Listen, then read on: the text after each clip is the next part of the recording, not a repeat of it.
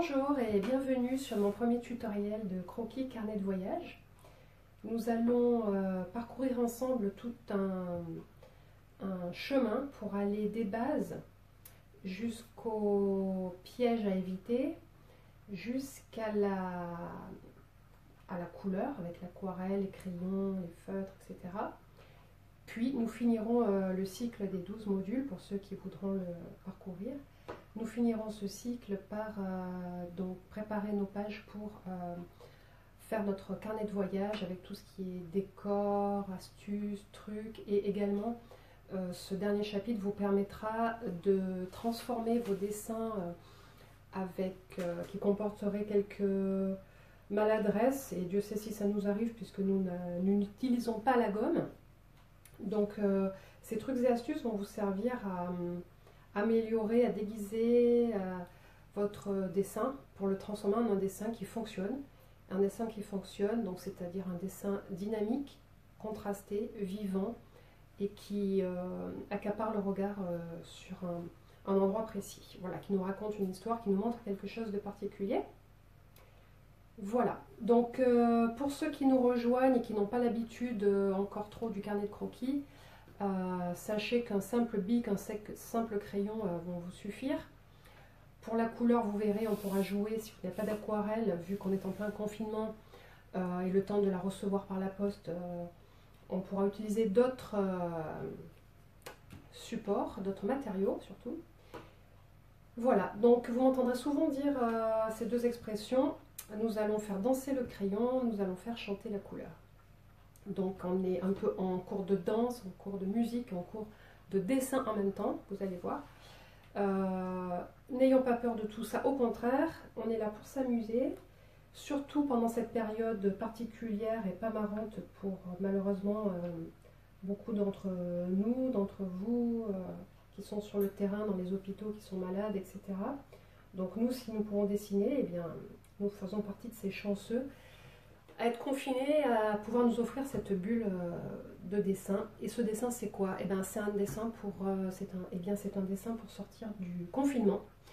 Je vais vous faire sortir en toute sécurité, sans autorisation, d'accord? On ne vous dira rien, puisque on fait du croquis sur le vif, on fait des carnets de voyage. Eh bien, vous allez voir qu'on peut voyager chez soi aussi. Voilà. On pourrait travailler d'après photo sur les paysages et les voyages que vous avez effectués à droite à gauche, mais on va surtout rester centré sur des objets pour les premières leçons aussi simples et a priori ennuyeux que des réveils. Je vous ai choisi quand même deux formes absolument magnifiques et originales, des couleurs et des coloris sublimes, et vous allez voir qu'avec un crayon et puis ultérieurement avec des pinceaux, etc., on va pouvoir avoir une page finie d'un objet basique. Et ces exercices vont vous servir éventuellement à devenir de plus en plus à l'aise, d'accord, vraiment rôder, plus avoir de blocage, pour pouvoir ensuite, dès que nous serons déconfinés, aller dessiner dehors. Voilà. Donc vous n'aurez plus les tutos sous les yeux, vous aurez votre carnet avec vous, et vous vous rappellerez du module 1, 2, 3, 4, etc. Vous les aurez même dans votre carnet. Et il vous suffira de revenir sur les pages précédentes pour vous dire: ah oui, c'est vrai, elle avait parlé des segments, des axes, etc. Tac, ça tilt. Et quand vous en serez à pas mal de jours de pratique, eh bien vous verrez que vous pourrez oublier la première partie de mes modules pour passer sur vos croquis directement, sans passer par les bases, puisqu'elles auront été intégrées. Point. Elles auront été intégrées. Alors, c'est quoi l'intérêt de ces bases? C'est rébarbatif, c'est pénible, on n'a pas envie, on a envie de jouer tout de suite avec la couleur. Oui, mais... et après, on va dans le dur, ne vous inquiétez pas, c'est important. Les bases, c'est quand même le squelette de tout ce que vous allez dessiner. Que ce soit un personnage, un objet, une voiture, un paysage. Tout rentre dans des formes. Ça tombe bien, c'est la première leçon, c'est aujourd'hui que nous allons voir que tout est un assemblage de formes, d'accord? Voilà. Donc je vous ai parlé un peu du processus au cours des 12 modules. Celui-ci, le premier, il est gratuit, il est libre, on partage, etc. Les autres seront payants à des petits prix solidaires, tout à fait honorables, en dessous de 10 € pour que chacun puisse avoir une collection de tutoriels en vidéo, les regarder à sa guise. Donc ça, c'est un gros avantage, à sa guise, c'est-à-dire où il veut et quand il veut, et de la durée qu'il le souhaite. Vous pouvez couper, revenir, etc. Ça, c'est un super avantage. Et donc, mon fil conducteur, mon apprentissage ici est pédagogique et très progressif. C'est-à-dire que on va, au cours des 12 modules, faire des sauts, non pas de puce, mais de géants, carrément, oui. Donc moi j'ai l'habitude d'avoir des débutants à mes stages, à mes cours. J'adore les recevoir parce que je suis déjà moi-même la première fascinée par leurs résultats sur une page vierge, alors que je viens juste de leur dire quelques heures avant, des fois c'est dans la journée, hein, comment on utilise un crayon, comment on utilise un pinceau, et ça y est, c'est parti. Voilà, c'est parti. Je vois un croquis fini, par exemple avec Patrick, pour ne pas le nommer, qui a fait 2 cours avec moi, en accéléré juste avant le confinement. Eh bien, voilà, il a pu réaliser ce genre de dessin avec la symétrie, les ombres, l'aquarelle, le crayon, les volumes. Voilà, au bout de, il me semble, de ces 2 premières heures. Il n'avait jamais dessiné, et c'est quelqu'un qui est dans le domaine de l'industrie, qui est quelqu'un de rationnel, de cartésien. Hein, c'est pas un artiste baba cool comme on pourrait croire que les dessinateurs sont tous, non, pas du tout. Donc voilà, j'ai beaucoup de personnes qui sont issues du milieu aussi de la technique. Eh bien, c'est très intéressant de voir voilà, leur lâcher prise, leur progression, leur organisation, etc. Mais au départ, ils arrivent en me disant, pour moi, ça sera impossible. Je suis très cartésien, je suis nul en dessin, j'ai le niveau moins 10 000, je ne sais pas ce que ça veut dire, mais je comprends. Et c'est imagé. Et bien voilà, eux et moi, nous sommes toujours les premiers surpris à voir qu'en quelques heures, il se passe un truc qui marche, un dessin qui fonctionne. Et ça, moi, on ne m'enlèvera pas, je reste fascinée devant ces tours de magie. J'ai beau connaître les trucs, ça me fascine toujours autant. Voilà, c'est pour ça que je veux vous transmettre les coulisses du dessinateur. C'est pour que vous aussi, vous fassiez vos tours de magie. Ok? Donc, numéro 1, ou module numéro 1, nous allons travailler sur l'observation. Car qui dit observation juste, dit base solide. Ok? Mais surtout, avant même les bases, je dirais que ça, en premier, c'est le A, l'observation. En 2, il y a les bases techniques. Et en C, bon, bah, on produit quand on croque. On se défoule, on peint, on lâche prise, etc. L'observation, qui regarde bien, dessine bien. Et là, c'est gagné à 70%. Regardez minutieusement un objet et globalement. Voilà. Ça, c'est ma petite intro. Nous allons maintenant sortir les crayons. Alors, pour les crayons et les formes, déjà, je vous présente ces outils rapidement parce que ça fera partie du module que je produirai prochainement exclusivement pour les grands débutants. Et donc nous avons des crayons 2H très secs, gris clair, qui gravent un peu dans le papier si on appuie trop fort. Ensuite nous avons le standard que tout le monde a, c'est le HB, donc qui est un petit peu plus gras et qui permet de foncer pas mal. Et puis nous avons tous les B. Là en l'occurrence c'est un 4B que j'ai ici. Alors il s'use beaucoup plus vite et il va beaucoup plus vite dans les noirs. Par contre si on met la main dessus ou le t-shirt, là on va avoir, ou même si on fait ça avec les doigts, voilà, on a des taches. Donc si vous faites ça, prenez un petit papier. Si vous faites tout un croquis au crayon gras, moi j'aime beaucoup, c'est très beau, c'est plein de charme et de chaleur, parce qu'on voit la texture du crayon sur un papier. Si vous avez un papier à grains, un petit peu granuleux, texturé comme la plupart des papiers aquarelles, vous verrez le grain du papier avec ce crayon gras. Avec le crayon sec de H, non. Donc quand vous faites un croquis au crayon gras, donc vers les 4B, mettez une petite feuille sous la main et puis vous déplacez au fur et à mesure du dessin. Voilà.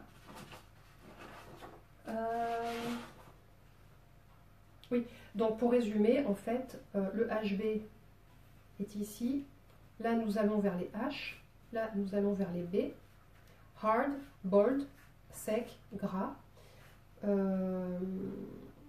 Donc voilà, 1, 2, 3, 4, 5, 6, 7, ça va jusqu'à 7 ou 8, hein, les petits numéros. Et là, pareil, ça, je crois que ça va jusqu'au 8, voire peut-être jusqu'au 9.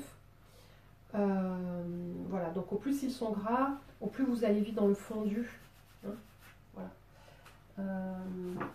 Là, par exemple, ce fondu, je l'ai utilisé pour ce croquis, pour vite étaler les ombres. Vous voyez, au début, je frôle à peine mon ombre. Et puis je viens un peu plus fort avec le crayon couché. Et là, je fais comme en musique, hein, crescendo, forte, fortissimo.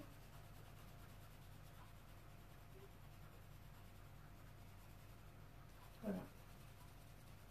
Donc très rapidement, pof pof, en 2-2, vous avez... Voilà, de l'ombré. On reviendra là-dessus après. Alors les formes. Donc nous savons quoi? Nous sommes sur une page en 2D, d'accord? C'est plat. Et nous devons retranscrire des objets en volume, des objets réels, qui sont donc en 3D. Voilà, on doit les passer en 2D, mais avec l'illusion du volume. Pour qu'on y croit. Voilà, c'est ça le tour de magie. Tac, tac, tac, tac. Alors, comment on fait? En 2D, nous avons quoi comme forme basique? Nous avons le rond, le carré, le rectangle, le triangle. Donc là, retour en enfance. Vous vous rappelez quand on devait insérer ces blocs dans des trous de la même forme. C'est un peu pareil. On revient aux sources, d'accord? Sauf que nous, maintenant, on va les passer en volume. Ça, c'est la 2D. On va les passer en 3D. Là, c'est toujours plat, mais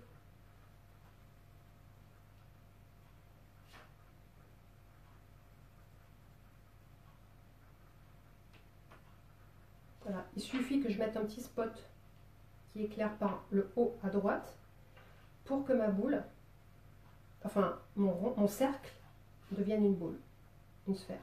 Hop, c'est fait. Mon machin, là, mon carré. Alors, je vais vous le mettre en perse quand même parce que je suis un peu obligée de le déformer.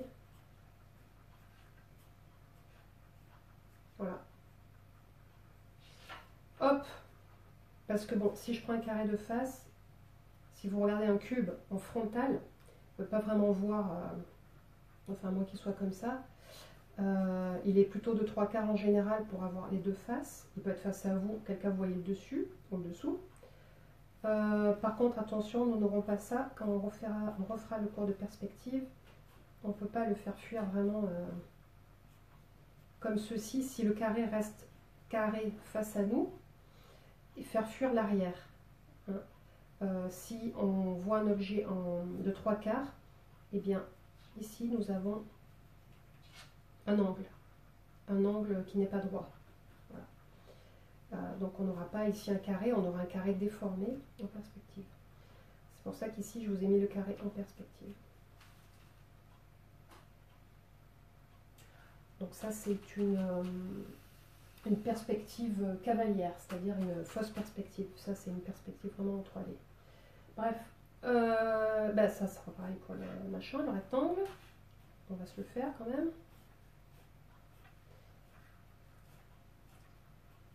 En perspective, les droites sont toujours, les verticales restent verticales, même de 3/4. Ce ne sont que les horizontales qui passent en mode oblique. Voilà. On en reparlera.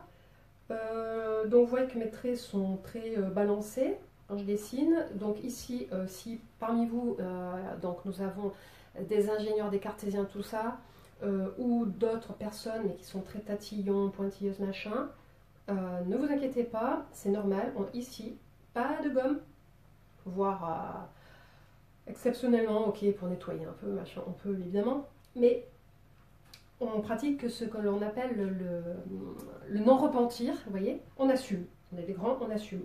On retombe un peu en enfance, mais en même temps, on est comme adulte, on est responsable, on assume nos erreurs. Pourquoi? Parce qu'on est très coquin, très joueur, et qu'on sait qu'on peut donc toujours se remettre droit sur nos pattes, même quand on a plusieurs traits. Là, je peux vous assurer qu'on a griffonné. Il y a eu beaucoup de griffonnage, vous voyez, il y a même un squelette là-dessous. Ici, il y a eu beaucoup de crayons, de recherche, etc. On dirait pas, mais c'est venu tournicoter. Et bien ensuite, il suffit de bien venir soutenir au crayon le trait qui vous sied, hein, le meilleur d'entre eux, de balancer une couleur, un jus, des contrastes, un éclairage.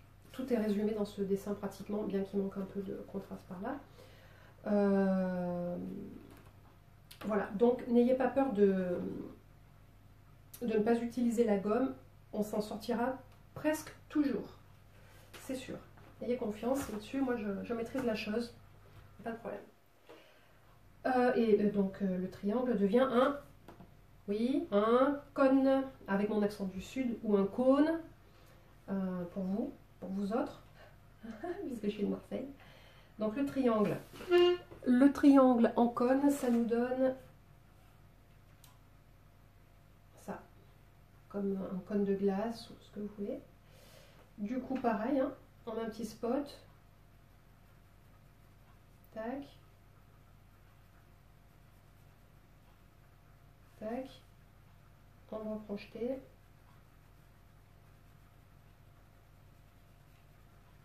Voilà, quand je vous parle de magie, je ne vous ai pas menti.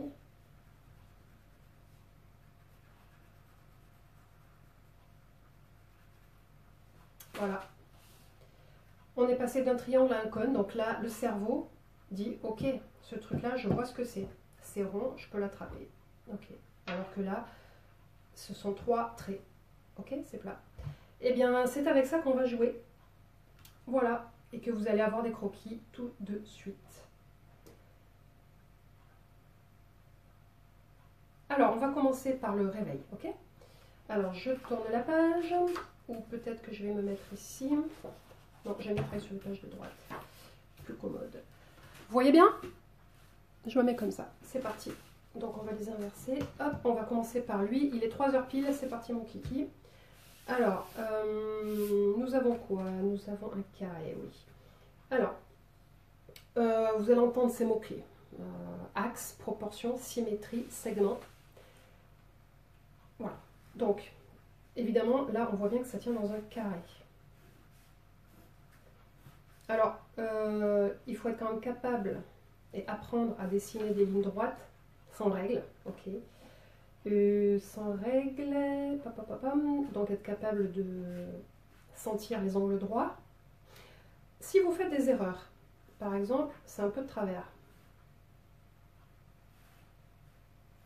Vous avez fait ça. Eh bien, normalement, ce que je vous conseille, c'est peut-être de partir sur un HB, plutôt qu'un crayon gras, pour avoir quelque chose de plus clair. Je vais essayer de refaire un peu le même. Voilà, c'est pas carré. On pourrait le faire plus clair, hein. Si vous vous sentez de le faire plus clair, c'est encore mieux. Pourquoi? Parce qu'ensuite, vous vous dites, je m'auto-corrige comme un grain.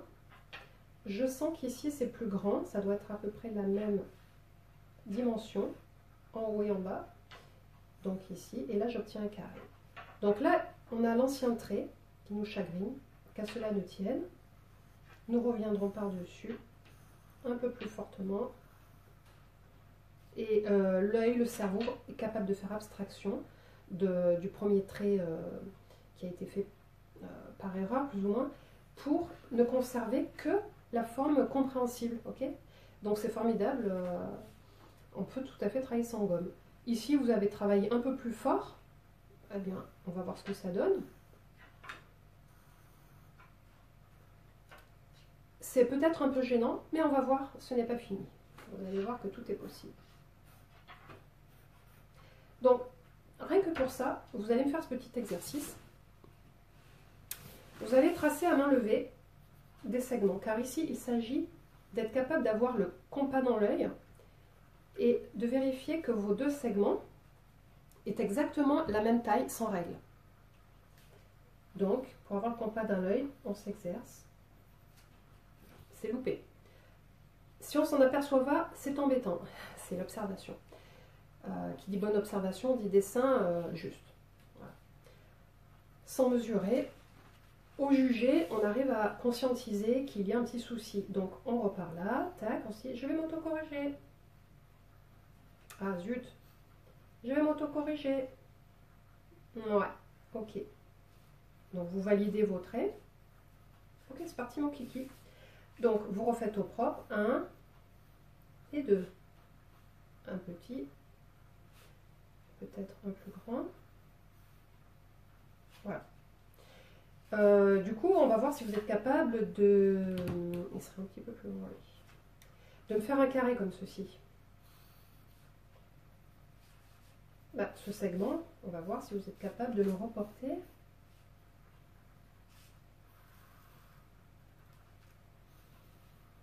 Et d'obtenir un carré. Oui?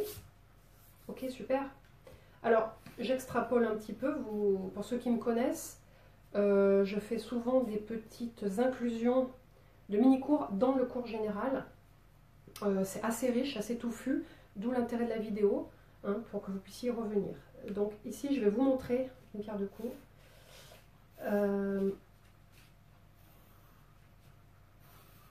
Voilà. Si on partage par les angles et le centre notre carré, donc ici on doit avoir à peu près 4 carrés, ça vous permet de, voilà, de vérifier si votre forme est symétrique. Donc ça vous sert à, ça va vous servir à tracer un rectangle, un cercle. Et une fois cette forme mise en perspective, quand vous referez ceci en perspective, vous verrez que ça vous servira à faire des ellipses.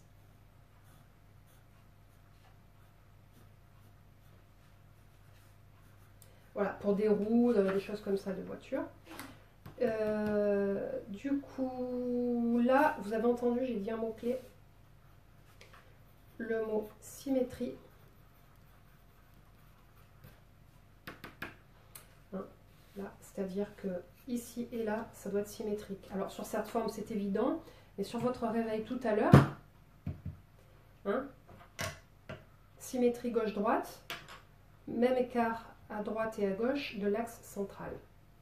Et ici et là, nous aurons des lignes parallèles, voire un centre. Voilà, donc tout l'art du dessin est là, le squelette, les coulisses, les axes, la symétrie, les proportions. Donc là, nous sommes sur la partie segment aussi, hein, tout ça est très très lié. Nous sommes aussi dans les proportions. Hein, voilà. Donc j'extrapolais pour vous parler du cercle. Donc quand on fait un cercle, on n'a pas ça. Ça vous servira pour tout à l'heure ou le prochain cours quand nous ferons des ellipses. Hein, ici souvent j'ai des personnes qui me font des choses, surtout côté gauche si on est droitier. Ici la forme, au lieu d'être un peu arrondie, est souvent un peu pointue. Souvent parce qu'on est plus habile du côté droit et à gauche, ça bloque un peu. Du coup, pourquoi je vous parle de ça? Eh ben, justement pour ici commencer à arrondir un petit peu votre cercle du côté tangent là. Et puis c'est parti. Donc là où nous avons les 4 points qui touchent, vous pouvez faire des demi-cercles ici, petite courbe. Et puis on va partir, on va aller regarder ici pendant que le crayon est là. Et on va se dire, ok, il faut que je rejoigne ce point, mais il ne faut pas que j'aille là-bas, il ne faut pas que j'aille là, il faut que j'aille plutôt à mi-chemin de cette courbe, aux 2 tiers. Voilà. Donc vous avez le droit, hein, ici tout est permis, de bouger votre carnet.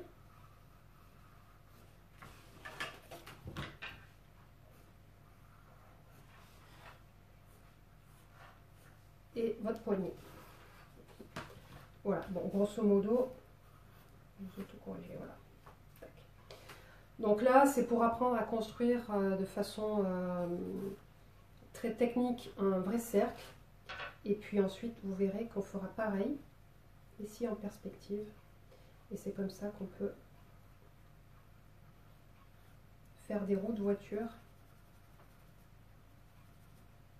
Voilà, avec le moyeu ici. Voilà.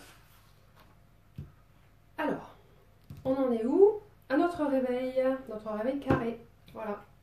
Alors, si vous permettez, comment est-ce que je vais le mettre là?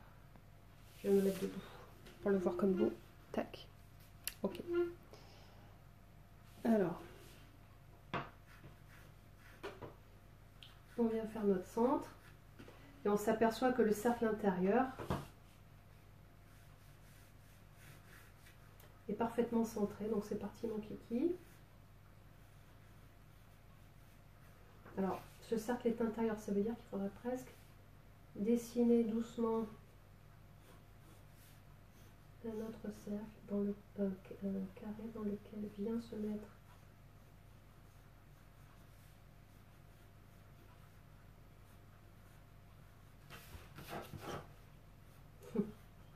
voilà.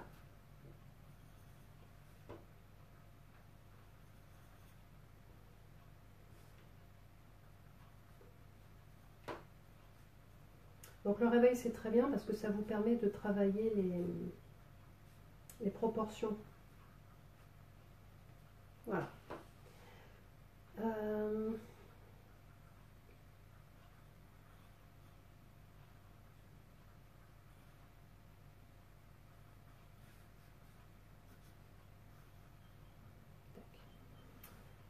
Après il y a un autre cercle, alors, il y a la marque ici.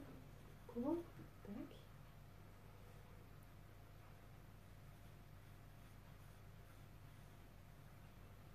Alors vous voyez, c'est là où c'est drôle, c'est que quand on commence à observer la vie, on se dit ah oui, en fait, il y a plusieurs cercles.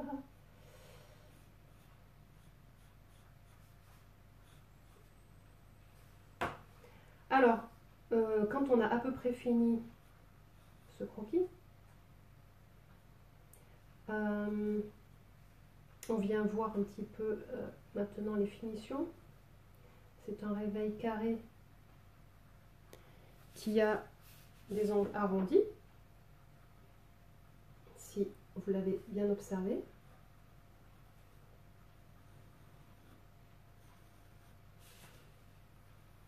Et là, je l'ai vraiment fait de face, pour l'instant. Voilà.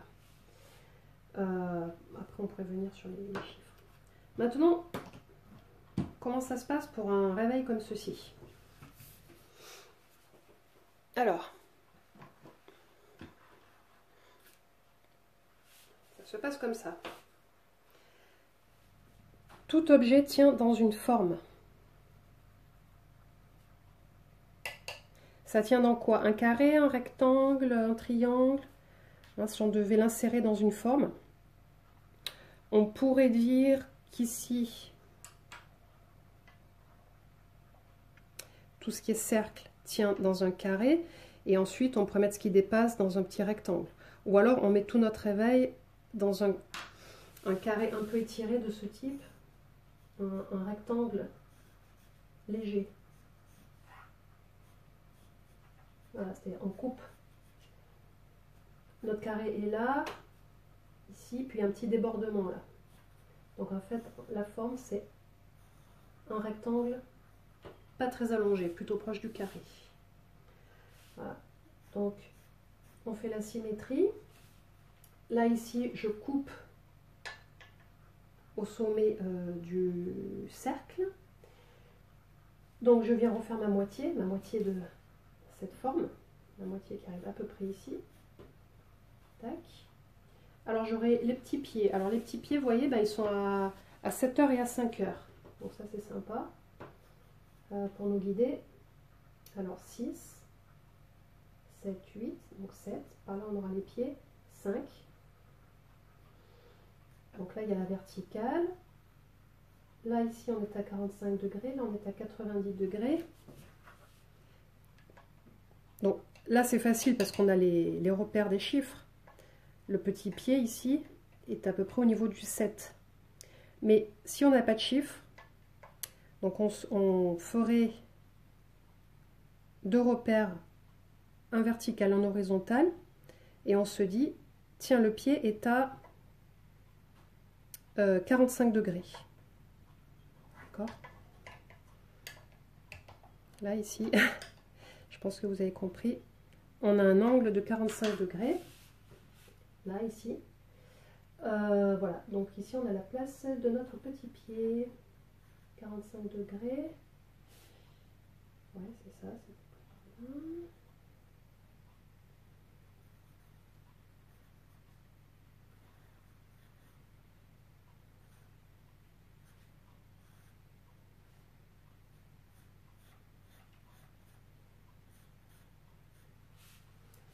Et après, on a nos deux petites cloches qui sont entre 10 et 11. Alors, 10 et 11, c'est par là, c'est par là.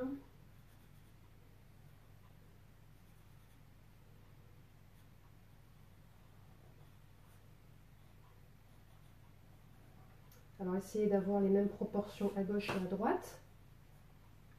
Qui dit proportion, dit symétrie, point le plus haut. Voilà, la cloche. Et puis ensuite le petit bouton, et ensuite le demi-cercle.